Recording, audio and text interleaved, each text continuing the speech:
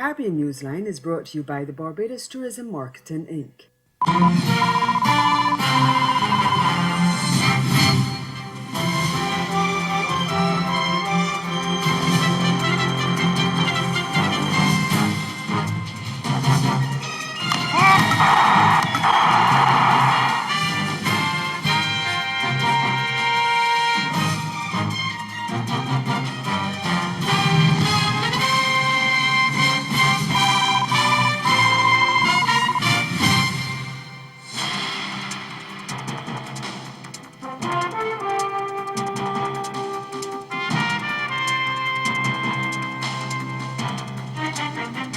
Barbados hit by a second downgrade in a week. Our top story in Caribbean Newsline for Thursday, March 9 from the CMC News Center in Bridgetown.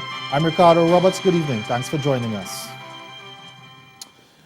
It's not the type of news Barbados was hoping for at the height of economic uncertainty, but just 6 days after being hit with a downgrade from one international credit ratings agency, the country was hit with another on Thursday. This time, it's New York-based Moody's, which downgraded government's bond and issuer ratings to Caa3 and maintained a stable outlook. It said that was due to the continued increase in government debt and limited prospects for fiscal reform. Moody's also said that rising domestic and external financing pressures are likely to impair government's ability to service its debt.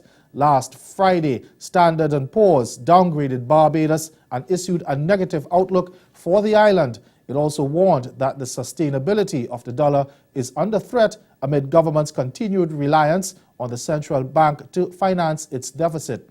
Like Standard & Poor's, Moody frowned on the central bank's financing of government operation and falling foreign reserves, which threatened the sustainability of the Barbados dollar. It said the persistent decline in reserves continues to pressure the exchange rate peg. There has been no response from the government to the latest downgrade. Meanwhile, opposition leader Mia Mottley has taken the government to task for its response to the Standard & Poor's downgrade. In his initial response, Prime Minister Stewart told a conference of his Democratic Labour Party last weekend that it only mattered if Barbados was looking to borrow money on the international market. And on Wednesday, he said Barbados had long passed the days when it needed external validation from metropolitan capitals. Stewart had insisted that he was not about to let anyone from outside shame Barbados into thinking it had failed. Mottley took to social media on Thursday afternoon to criticize the Prime Minister's response. This is not the first time that the Prime Minister of Barbados has presided over a downgrade of our credit rating. But it is the first time that we are afflicted with a leader who does not understand the gravity of the problem. The Prime Minister has demonstrated a total ignorance of the subject matter. Indeed, his response places Barbadians at risk of being viewed internationally as either economically illiterate at best or at worst as contemptuous and arrogant. The Prime Minister is saying that to take credit ratings seriously is to question our independence. What Prime Minister Stewart does not see, but what the average Barbadian who pays bills understands, is that if you run your affairs so badly that you are dependent on the people lending to you, then you do lose your independence. Mottley also called on the DLP government to properly address the issues facing the island's economy. Police in Guyana have been questioning more officials from the former People's Progressive Party administration over controversial land deals. Several were questioned on Wednesday as part of the ongoing probe. That followed the arrest of former Cabinet Secretary Dr. Roger Luncheon the previous day. We get more in this report from HGP TV Nightly News. Former Education Minister Priya Manik Chand, who had allegedly made huge profits from a transaction involving a Pradoville 2 property. On February 21, 2013, Manik Chand sold her land, building and erections for $100 million to one David Narain. She told reporters outside Suku that she was indeed questioned on the acquisition of her Pradoville land.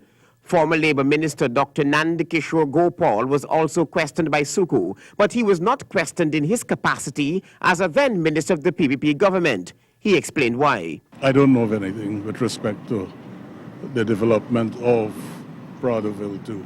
I wasn't a minister of the government at that point in time, and I was permanent secretary and head of the public service. Sir, do you have to return to Suku at any time? No. My son acquired his land in his own right and on his own behalf. I've never intervened on behalf of anyone. I don't beg favors. I don't, as a public servant, I'm very professional. Former minister and former CEO of the Guyana Water Cooperative, Sheikh Baksh, was also hauled in by Suku. He brisked away from the cameras, declining comment. Former Housing, Water and Tourism Minister Irfan Ali was also interrogated by Suku officers. He too declined comment. Also questioned by Suku was former Home Affairs Minister Clement Rohi. He told reporters that he won't be surprised if charges are brought against the ex-ministers. If that happens, it would not be the first.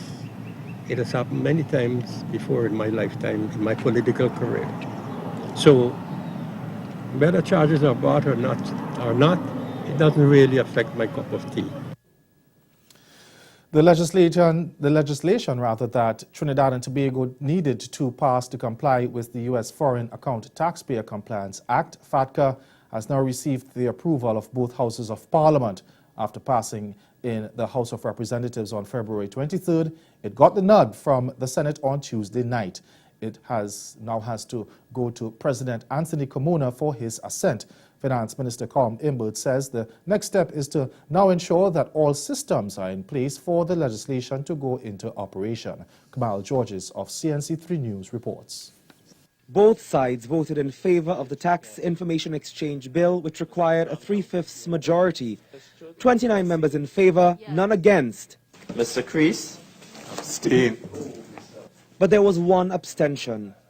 The motion for the third reading of the Tax Information Exchange Agreements, United States of America, Bill 2016, is approved. With the bill resolved, Finance Minister Colm Imbert said the country can now breathe a little easier.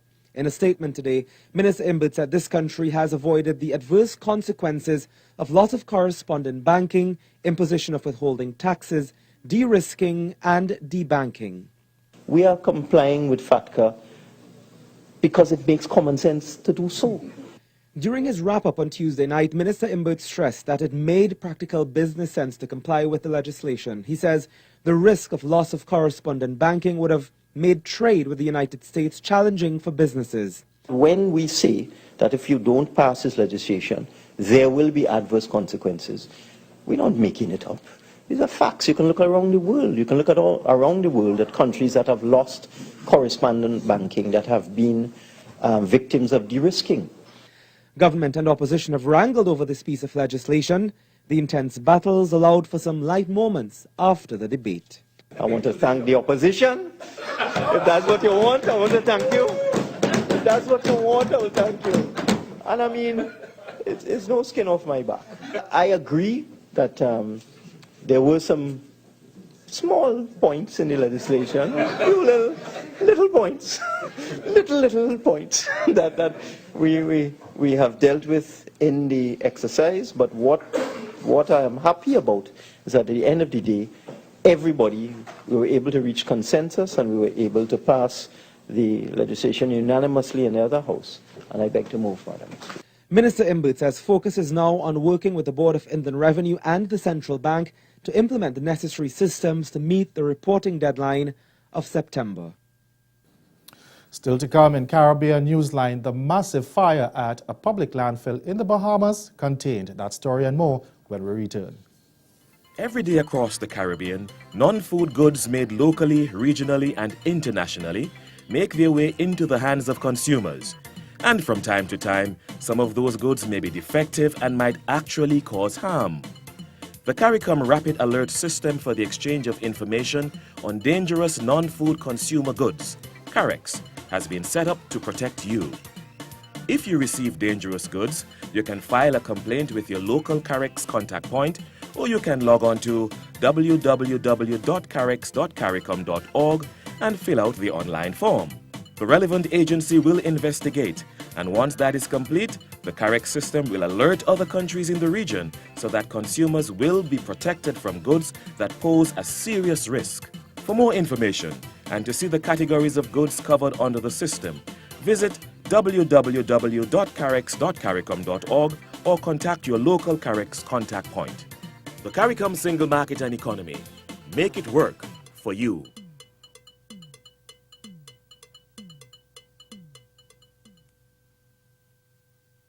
Round Hay Pharmacy now has 2 locations to fill your prescriptions promptly and efficiently. Our branch at One Accord Plaza is open daily, including Sundays and bank holidays. Also, check out our new drive-through location at Warren's Healthcare Complex in Michael, the first and only drive-through pharmacy in Barbados. For more information, call Round Hay One Accord Plaza at 421-7863 and our new drive-through branch at Warren's in Michael at 424-5574.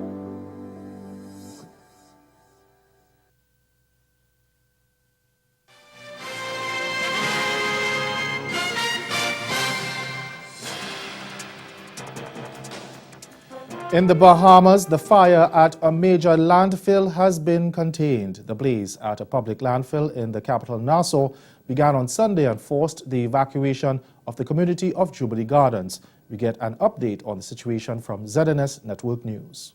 We have been able to contain most of the areas that have been subjected to fire. You can see the equipment behind me.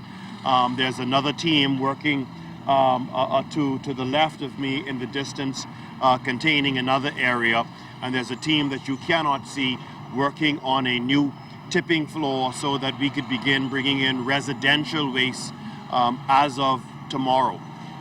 Construction and demolition waste will not be permitted in the landfill yet, because the area that needs to go is the area that is under fire. So last night we worked until about midnight, resumed our activities at 6:30 a.m. this morning. We intend to have some additional equipment out here, so we'll probably go on till about 2 a.m., 3 a.m. Once we are able to get the requisite lights to enable us to work continuously through the night.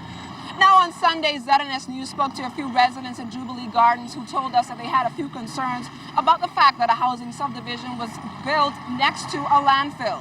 Minister of Environment, the Honorable Kenred Dorset, also responded to those concerns. When we came to office in 2012, that buffer had been compromised in terms of the footprint of the landfill being expanded beyond where it should have been. And so one of the things that we did, particularly when we engaged Renew, was reduce the footprint of the landfill to try to push back and reclaim some of the buffer areas that's absolutely required to keep those areas safe.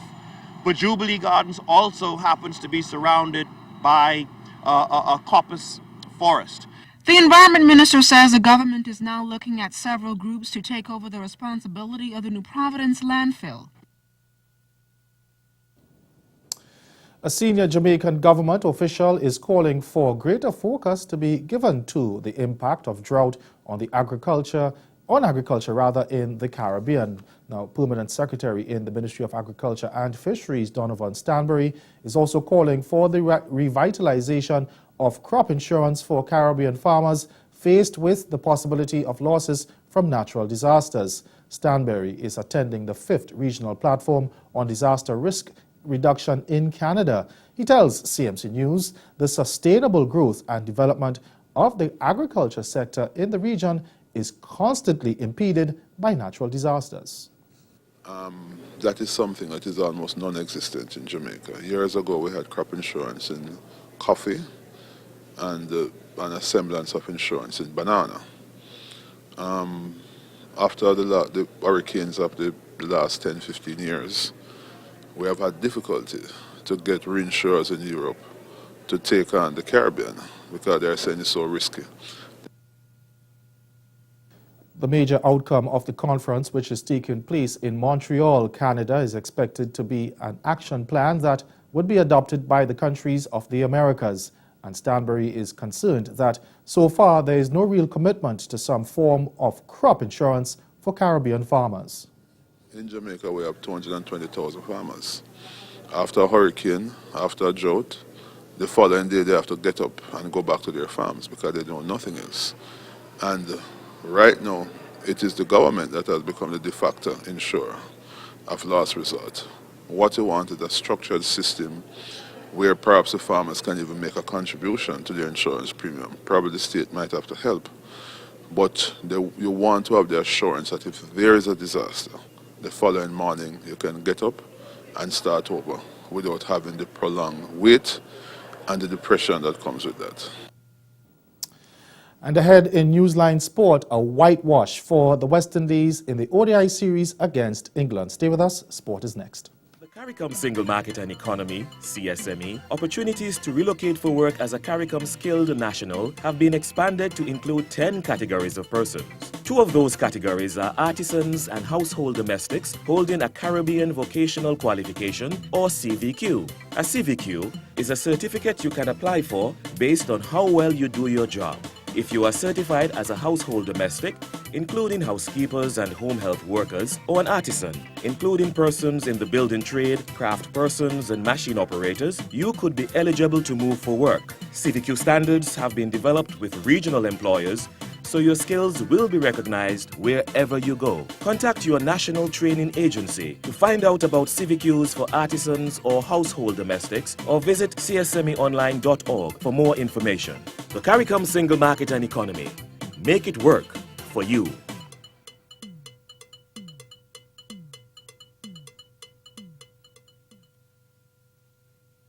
Welcome to SwiftPack, your online shopping and shipping solution. Receive the best rates, expert cargo management, and exceptional customer service. SwiftPack provides secure handling of your smallest packages to your largest cargo with speed and reliability. We invite you to use our U.S. mailbox service, online shopping, ship air and ocean cargo from the supplier to your door. We handle it all for you. Get started now. Sign up for a free regular account or premium account, or give us a call on 440-6100.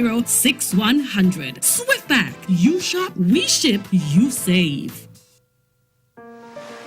It's not about exercising. It's having the strength to do what you're passionate about. It's not about the road traveled. It's about the one to be traveled. An important thing in life is finding the perfect balance between body and soul.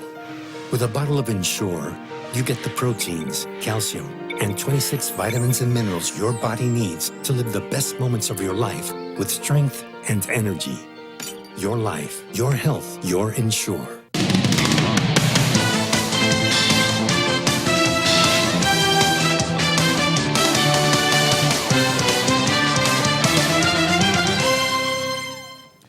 Batsmen Alex Hales and Joe Root smashed centuries to create the whitewash West Indies were desperately trying to avoid and win the third and final match for England by 186 runs at the Kensington Oval on Thursday. Sent in, England equaled their highest ever total against the West Indies with 328 all out of their 50 overs, with Hales gathering 110 and Root 101. Ben Stokes chipped in with 34, but no other batsman reached 20 as the innings fell away late on. England were 241 for 3 at the end of the 40th over, but underachieved in the last 10, with only 87 runs coming for the loss of 7 wickets.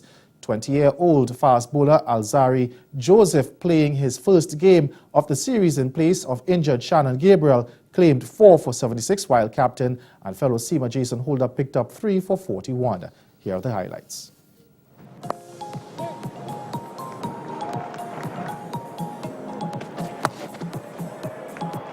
Some innocuous ball in and England tucked in.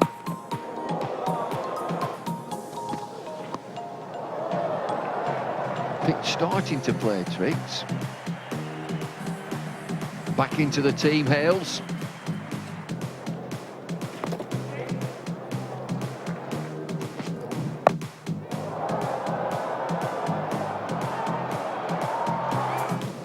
That's his end.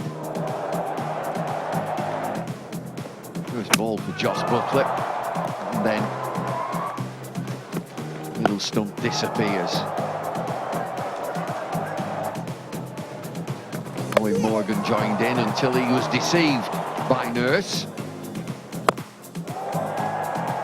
Enter Ben Stokes.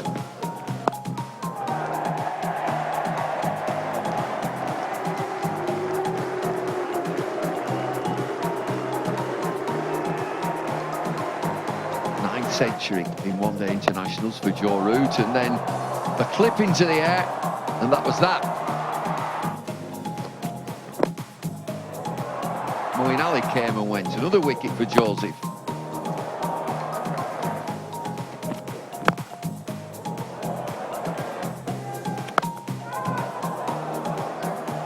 Ball hanging in the wind, and Bishu with an excellent catch to dismiss Waltz. Shortly afterwards, Ben Stokes was on his way. Rashid joined in this boundary fest. 26 fours and 10 sixes in 328. Couple of run-outs finished off England. One's running, one isn't. 328 all out. In reply, poor batting haunted the Windies as they capitulated on 142, with middle-order batsman Jonathan Carter putting up a respectable total of 46.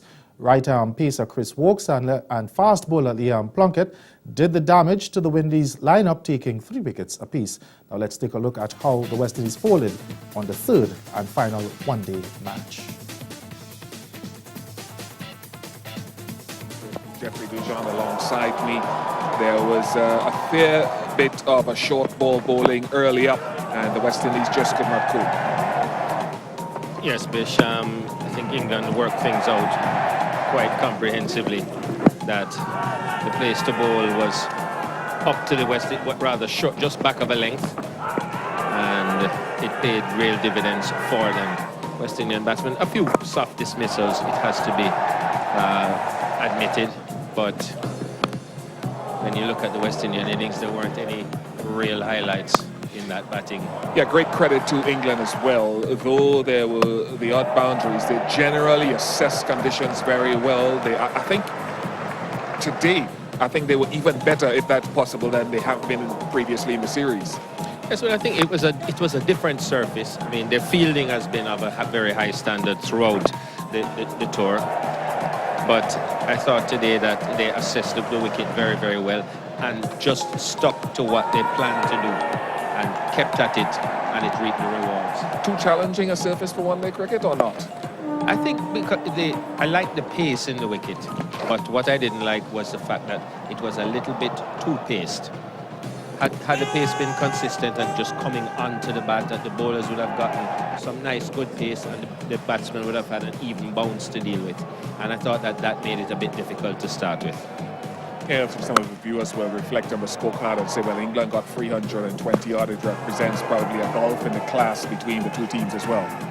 Yes, definitely. And, you know, when you have series like this, the West Indies have a lot to look at from this series. They have to, they can see the deficit. They can see the areas that England were just far better than them in.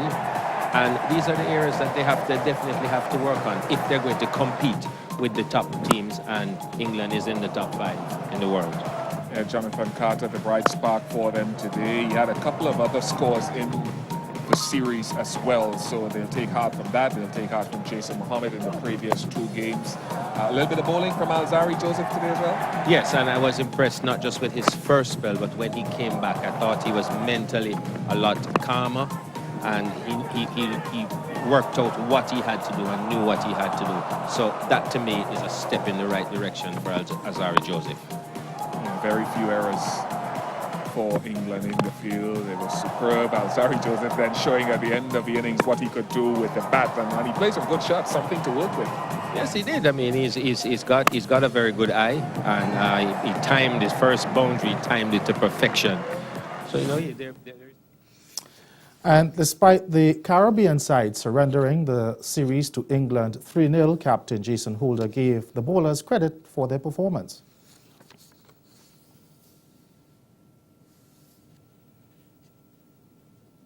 Assess that performance today. It obviously wasn't up to scratch. I thought we were very poor in the field. We gifted a lot of free runs. The bowlers were decent. I thought we'd taken off our length in the middle, and then we came back strongly in the end.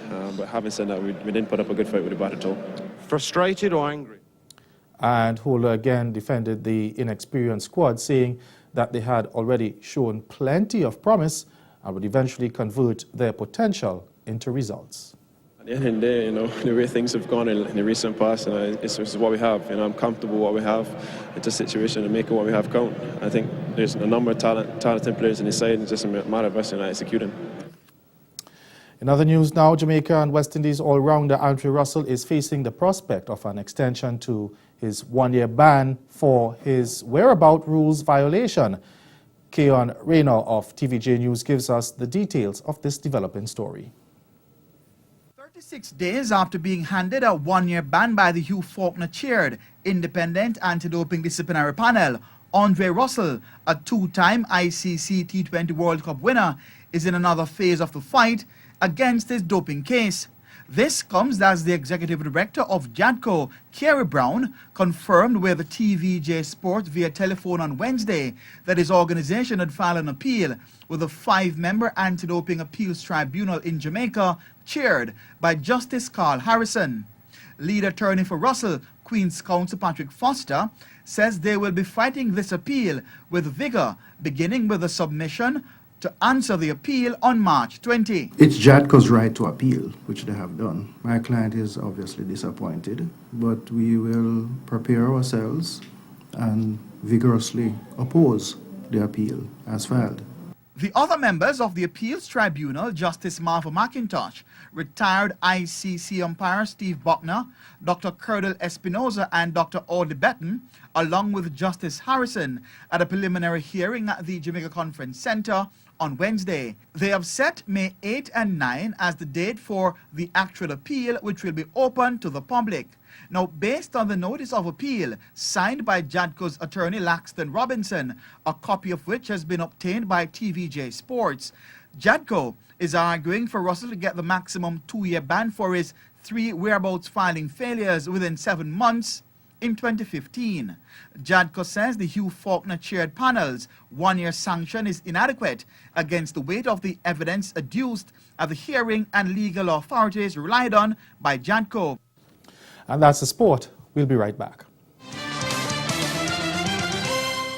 Caribbean Newsline is brought to you by the Barbados Tourism Marketing Inc. Barbados, renowned for its pristine beachfront and fantastic weather, continues to leave quite an impression on newcomers to the island and returning visitors.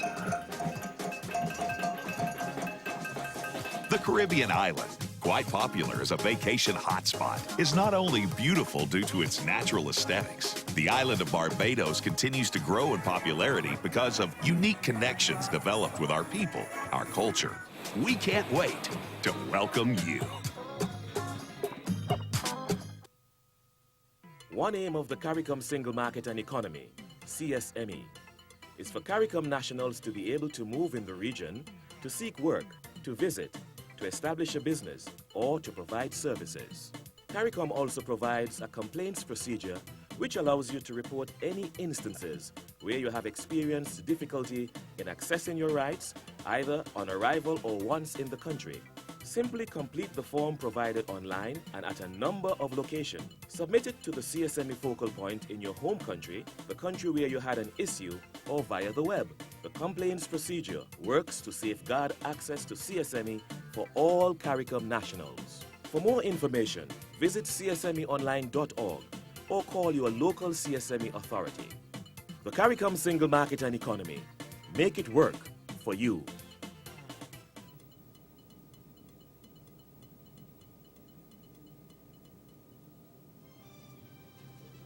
Again, the major developments of this day: Barbados hit by a second downgrade from an international credit ratings agency in a week, this time from Moody's, and it's brought a whitewash for the West Indies ODI series against England. That's Caribbean Newsline. For news and sports round the clock, log on to caribbeannews.com. We'll be back here again tomorrow. But from all of us at CMC News, thank you for watching. Have yourselves a good night.